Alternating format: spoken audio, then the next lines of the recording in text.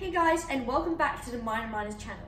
Today I'll be recommending the Summoner's Handbook, and I think it would be better if you watch the first Summoner video, which I have the review on right here. So, here is the Summoner Handbook, which I've been waiting for a while, and I just finished reading it. I really enjoyed it because it's got the diary of the mage that started it all.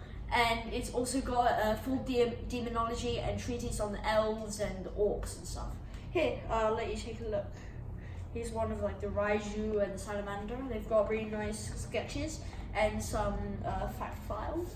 It's a little bit like the Fantastic Beasts and Where to Find Them sort of thing, the New Scamander book and J.K. Rowling. Kind of like that, but it's for the summoners and it's really cool. It's got a full on sketches and I promise I'd show you. It's got these really cool drawings as well of Makana, which is the orc's favoured weapon, and it's got a lot of like extra stuff, and I really like it because it just gives you this extra special thing, because it just makes me feel like it still hasn't finished yet. It's really nice. The Journal of James Baker. It's basically a mini novella, which is basically like a story, but this time it's in the form of diaries. It's got like day 1, day 2, stuff like that. So the diary part is about James Baker, the mage, who died, and his book went to Fletcher Radley. And James Baker is talking about his journey in Vokan's Academy, and how he died, and his discoveries, but I won't reveal too much because I don't want to ruin it for you. So it's really great. It's got a complete demonology, which is basically this thing that I showed you earlier. So it's all got so much information. It just feels really fun. So anyway, now I'll introduce Hillary. The book I'd love to recommend today is 50 Ways the World Could End. So I bought this book a few months ago when I was in Malaysia, actually last month, and we went to a bargain bookstore, and there I bought 50 books.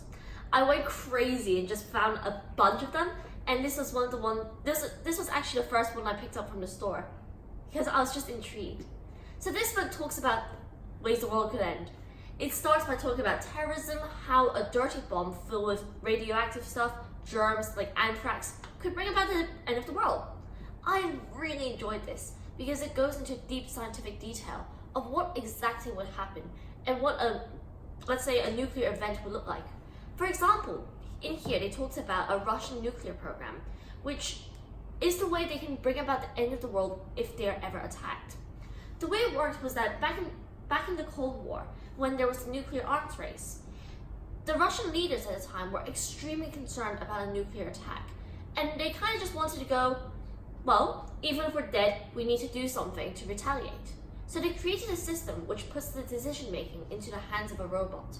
They triggered a button, and if a nuclear attack is spotted over in Russia via different signals, it was sent out 50 ballistic missiles out into the atmosphere and blast different points on Earth. That was a real system, and apparently there's still a button out there that can activate it. Fascinating. So it talks about really real things to things that could potentially happen, including a tsunami that could wipe us all out. And how? A small island right now that could potentially drop into the sea, creating waves miles high, and that could break civilization down very quickly.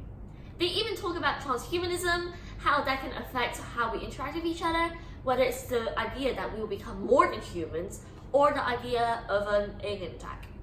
Overall, I love this book so much. Today, I started reading this at 10 o'clock, and I was at school today. So I finished it by 4 p.m., slipping a chapter in at the weird 10 minutes when I was done with my stuff already.